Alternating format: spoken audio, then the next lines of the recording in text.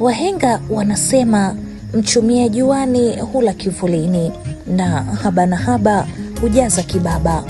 Misemo hii inamgusa moja kwa moja Vanessa Joseph, mhitimu wa chuo aliamua kuisikiliza sauti yake ya ndani na kuangalia zaidi uwezo alionao katika utafutaji na kuutumia vyema uwezo huo, kisha kuweka vyeti vyake pembeni na kujikita kwenye ujasiriamali wa kuuza nguo za mitumba za kina dada. Kitu kilichoanza kama kidogo kikageuka kuwa kikubwa na kuwa njia yake ya maisha. Baada ya kuhitimu chuo, hakuchagua kusubiri ajira, alichagua kuikuza ndoto yake, na leo anasimama kama mfano wa vijana wanaothubutu. Hadithi hii ndio ilionifanya nikabisha hodi kwa Vanessa. Karibu kwenye Door to Door, sauti na jasho, ambapo tunasimulia hadithi za kweli za watu halisi wanaopambana kila siku kutengeneza kesho yao.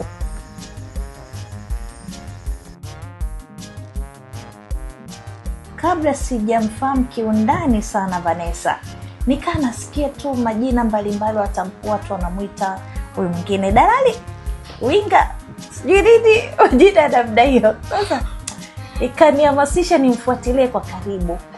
Kwa nini wanamtumia majina kama haya? Naye mwenyewe alikuwa yuko happy tu, ana furaha zote. Why dalali? Eti Vanessa. Kwa nini winga?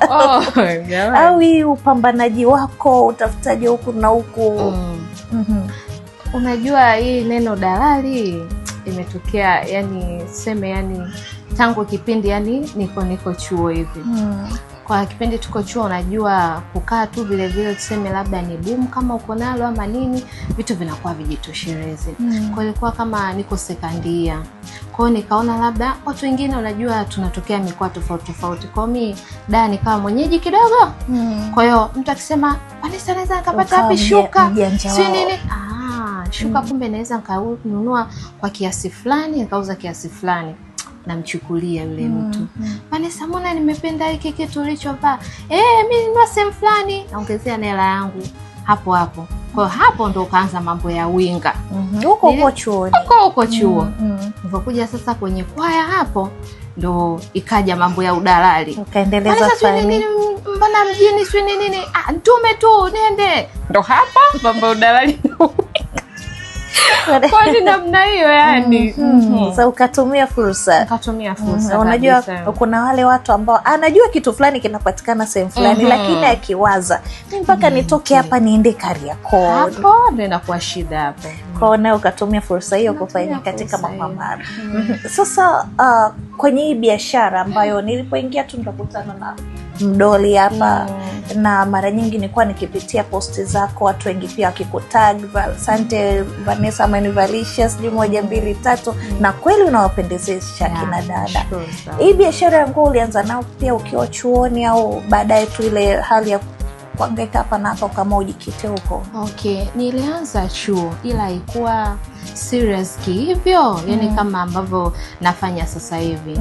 Ile chuo kujaribu, sasa unajua ukishafika ile sekandia kama unaingia thadia, unajiuliza sasa na masuala haya ya ajira kweli nitaweza, nitafanya nini? Kwa nikaona kwamba naweza nikatumia kitu fulani. Na nimejuaje kama naweza ngatumia kitu fulani? Ni kwa vile tu nguo nilivyokuwa ninavaa. Kwa nilivyokuwa navaa chuo, mtu akiniangalia akisema, Vanessa nimependa hiyo gauni yako, naweza nikapata kama hiyo. Sasa wajiuliza kila mtu utamvulia nguo, sio kweli. Ila nikasema kumbe basi inawezekana kwamba nina jicho fulani ambalo ninaweza nikaona nguo tofauti na mtu mwingine, au sense yangu ya fashion inaweza ikawa nzuri kuliko kwa watu wengine.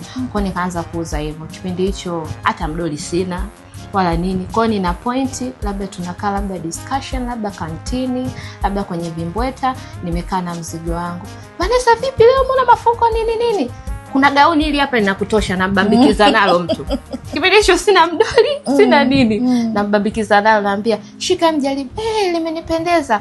Kwa hivyo baadaye nikaona na mdoli napo sijanunua. Sijakuwa ile kusema ni panua akili usema baadaye sisi unajua kipindi hicho modomodo nini, kwa ninavaa magauni yale, natumia mimi ndo kama mdoli. Navaa hii, nabadilisha, naeka hii, naeka hii.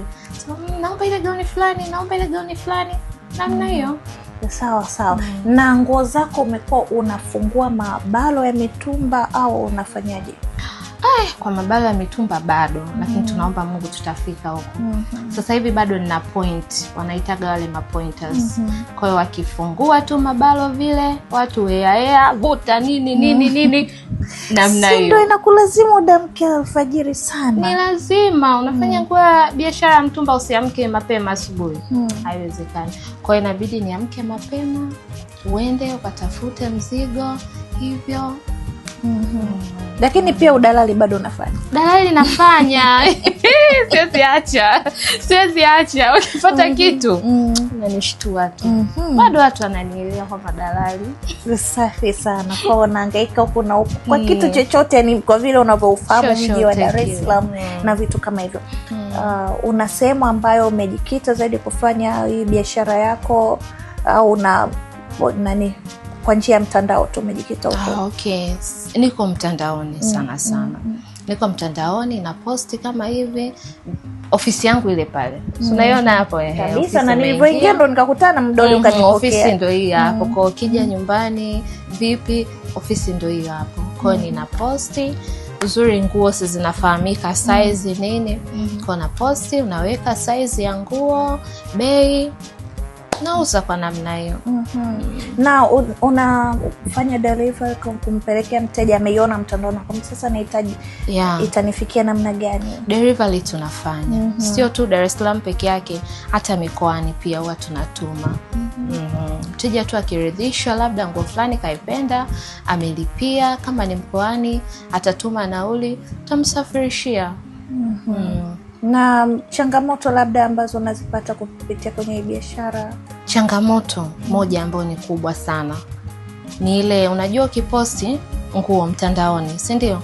Unapoposti sana labda WhatsApp, unakuta mtu anasema kwamba Vanessa nituzie hiyo siuze, na anakuwa kabisa yani mimi ndo nimeiwahi. Kwa hiyo unakuta ukimtunzia yule, mipango sio matumizi saa nyingine. Umemwekea, anakwambia labda sasa hivi siko vizuri na ile pia kesho asubuhi. Mcheki sasa hiyo kesho asubuhi. Mambo yamekuwa mengi Vanessa. Sio nini kaacha. Meanwhile kuna mtu mwingine pia alitaka nguo hiyo. Ukamwambia kwamba imechukuliwa na fulani. Kwa kama unaambia imechukuliwa na fulani, baadaye anakwambia huyu nimeshindwa sio nini. Jinsi ya kumrudia sasa huyu. Umwambie ile nguo ipo. Uliniambia imechukuliwa, imekuaje? Kwa mtu anaanza kubaki asema, kwani yule aliyechukua akaiacha ina kasoro gani? Kwa hapo ndio inakuja changamoto. Yaani mpaka uje uuze hiyo nguo umesamba haswa. Na kwa pia umepoteza nini hapo. Sawa.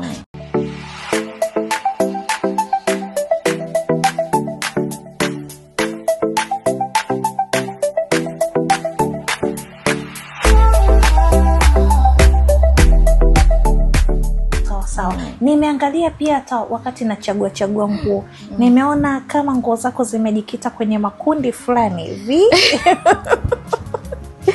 Sasa kina dada na tunaita Maslay Queens na vitu kama hivyo. Sijaona za watu wazima au kitu gani ulichokiona? Je, ni kundi ambalo ndio wanunuzi zaidi labda, au akina mama watu wazima sana sio wanunuaji wa nguo, au ni vipi? Sana sio kwamba naweza kusema kwamba mama siwafuatilia, hapana. Lakini aina ya wateja wangu nilionao ni hawa dada wa makamo hivi, mabinti wadada wa rika fulani. Ndo watu naopenda, yani wanaopenda kununua nguo sana, na ambao labda tuseme sio ni psycho au tusemeje, watu ni wengi walionizunguka wa namna hiyo. Na vile kwa sababu umeanzia na kutoka chuo, kwa kutokea chuo. Kwa hiyo nakuta watu wa rika hiyo. Ila wamama nao pia waga na wazingatia, sio kwamba si wazingatia. Akiona labda binti fulani kapendeza, wewe Vanessa mbona unaletea tu mabinti? Sisi utaki au unatuona tena?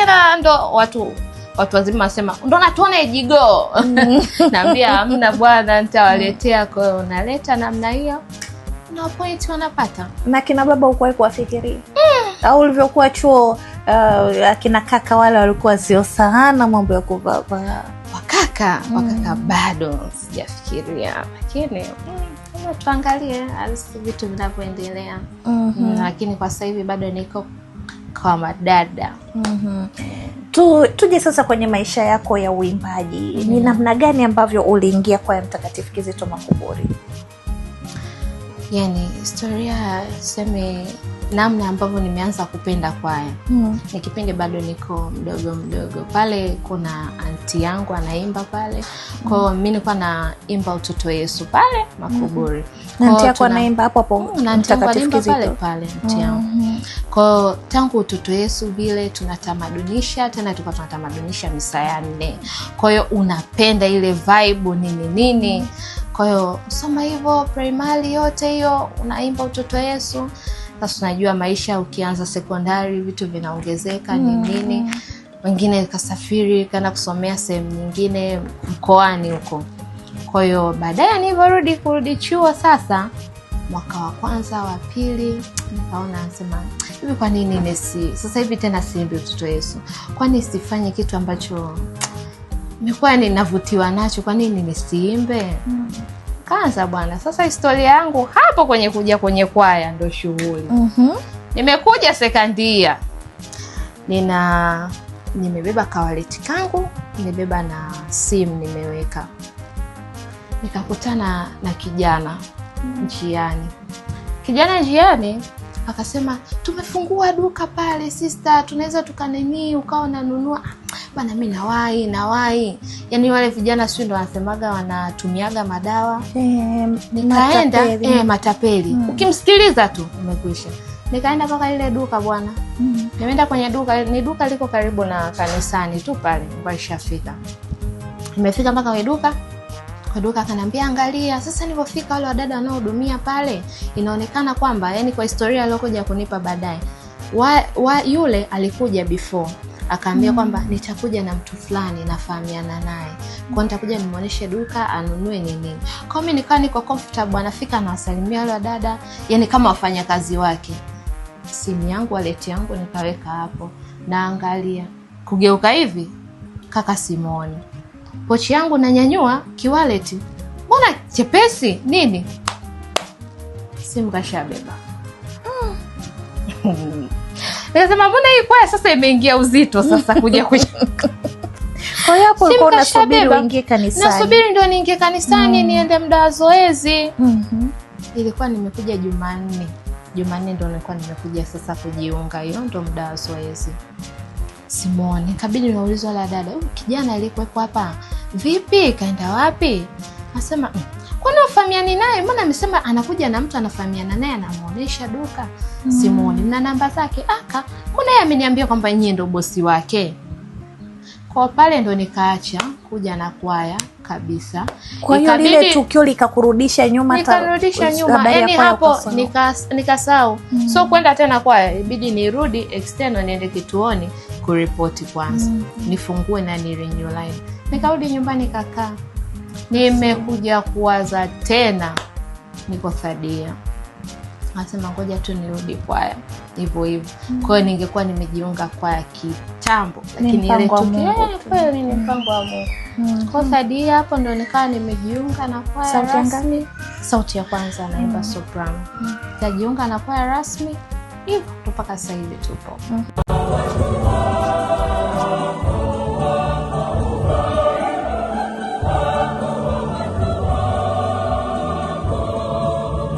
Ulijuaje kama unafaa kuimba sauti ya kwanza?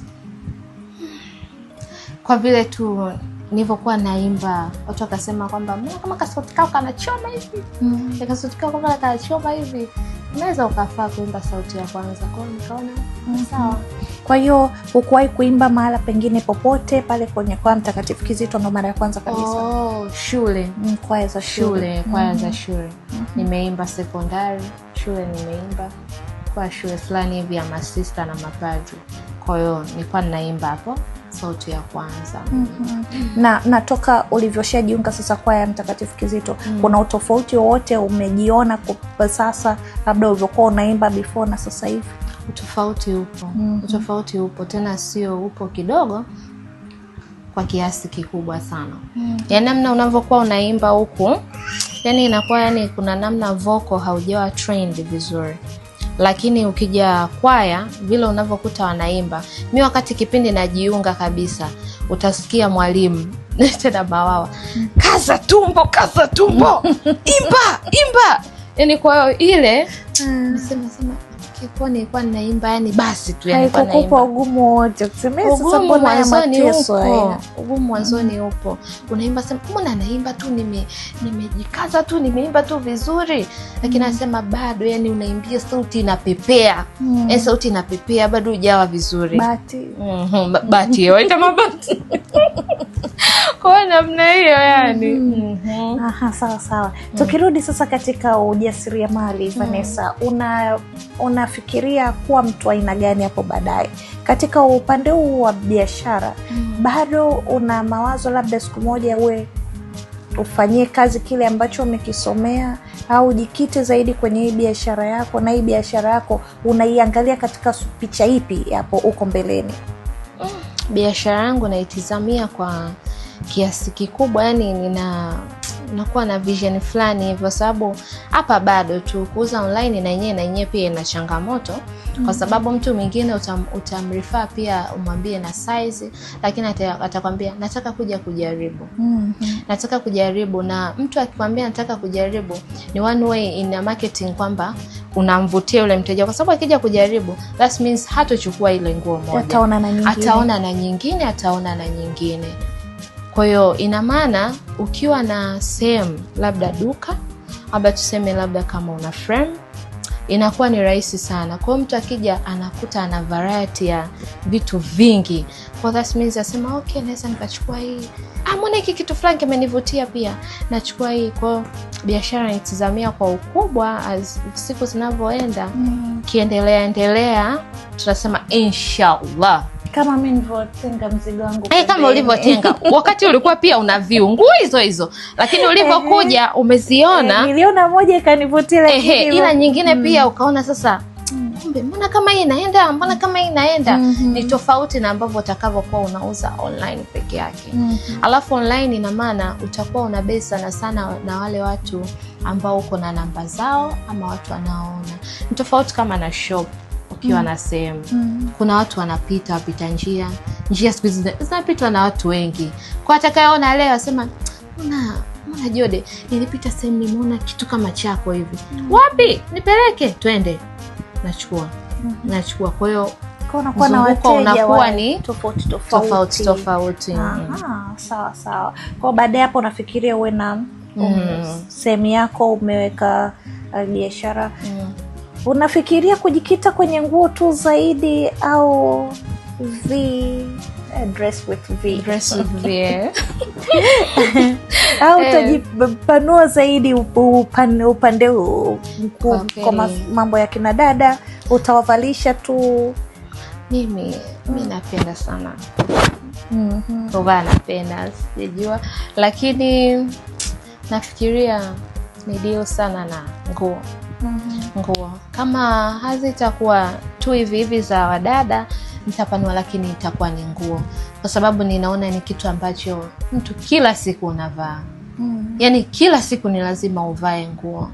Kwa hiyo kama ni kila siku uvae nguo, that's yani kwenye basic need na yetu tunaweka kama necessity. Must, yani inabidi tu uvae. There's no way yani ukakwepa iko kitu. Na kina dada tunavyopenda acha kabisa. Kwa nini haukufikiria kuajiriwa? Nilijaribu lakini nikaona hapa pana ni sweet sana. Nina hapa pana ni sweet sana. Ngaona kuja nifanye vitu vyangu hivi. Sawa. Lakini yale pia ambayo umeyasomea yanakusaidia kwenye biashara? Yananisaidia sana kwa sababu kusoma sio bure. Unapata kujua aina ya wateja, namna gani unaweza kufanya strategy za marketing. Hivyo. Najua sana ukiwa online, yani inabidi uwe na knowledge kweli ya marketing, kwa sababu kila siku unaposti tu unasema size XL, size large, size medium. inabidi kuwe kuna vitu vya kumvutia mtu. Kwa nini anunue kwako aache kwa mtu mwingine? Kwa sababu same product ndio unazouza na ambazo na biashara na ushindani. Kwa hiyo kwa kiasi kikubwa nilivyosoma inanisaidia sana katika biashara. Ulisomea? Nimesomea na Bachelor of Insurance and Risk Management. Wow. Yeah. Safi sana. Na upande huo sasa wa biashara ya nguo. Kuna wakati ilifikaga nguo zikakaa tu, kapitisha wiki hujapata mteja, wiki mbili. Hapana. Namshukuru Mungu, lakini kusema wiki mbili afu nina new arrival za moto. Hapana. So rahisi. Labda unaweza ukakuta sometimes kuna unajua uchumi saa nyingine unakuwa mida seme katikati hapo, watu labda mishahara, labda wengine biashara zinakuwa ziko mini. Mtu atachukua, lakini atakwambia hivi unaweza ukanitunzia hiyo alafu nikaja kulipa muda fulani.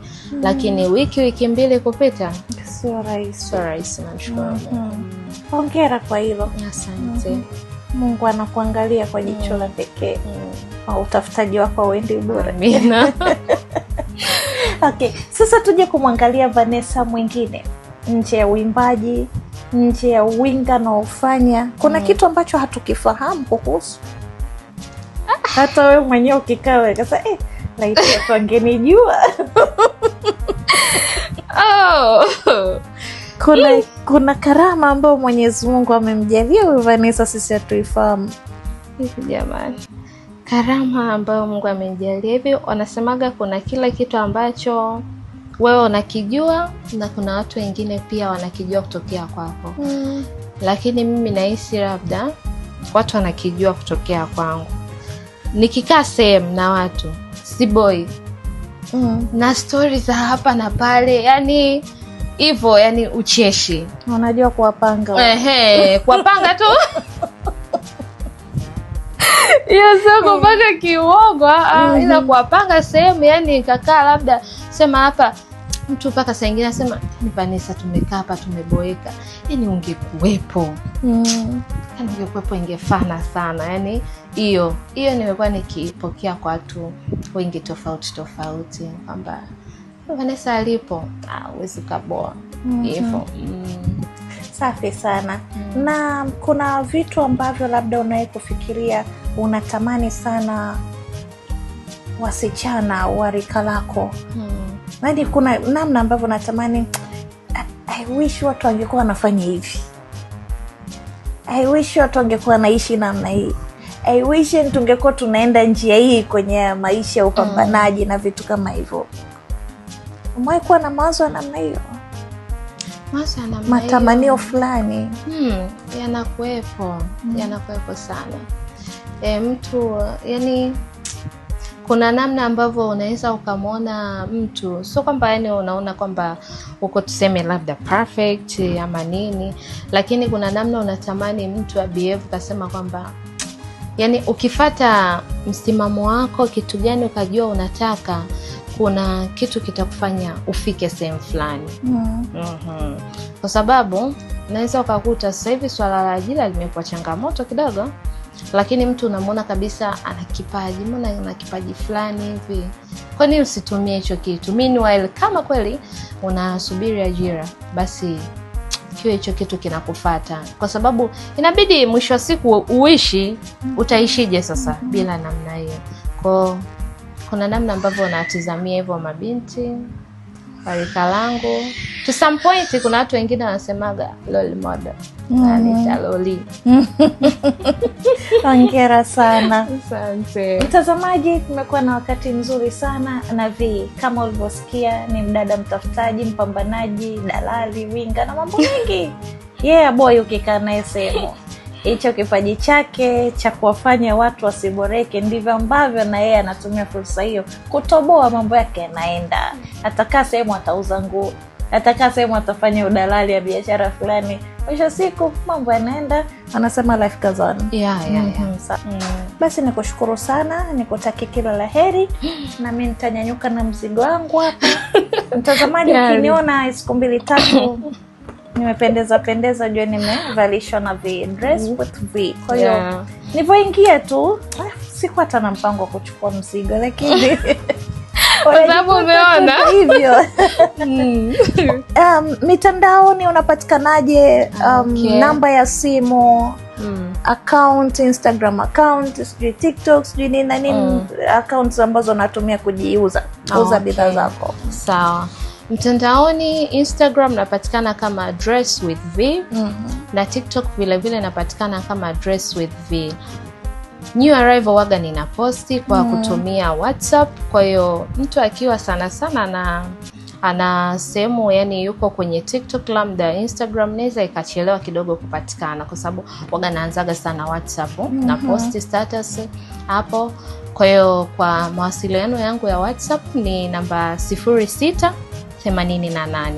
79 28 82. Hiyo ndo namba yangu ya WhatsApp. Normal call, WhatsApp napatikana hiyo 24/7. Basi mtazamaji, utaingia kwenye hizo akaunti zake Instagram pamoja na TikTok kuangalia mali mpya hata za nyuma kidogo, uangalie chaguo lako tu, muungishe dada yetu mpambanaji Winga Dalali V. Sina la ziada. Nakushukuru kwa muda wako. Naitwa Janet Dominic na hii ni Door to Door, sauti na jasho kutoka KMK Media. Naishukuru KMK Media kwa kutufungulia milango sisi wafanya biashara wadogo kupitia kipindi chake cha Door to Door. Tunasema KMK Media, your voices, our passion. Karibuni.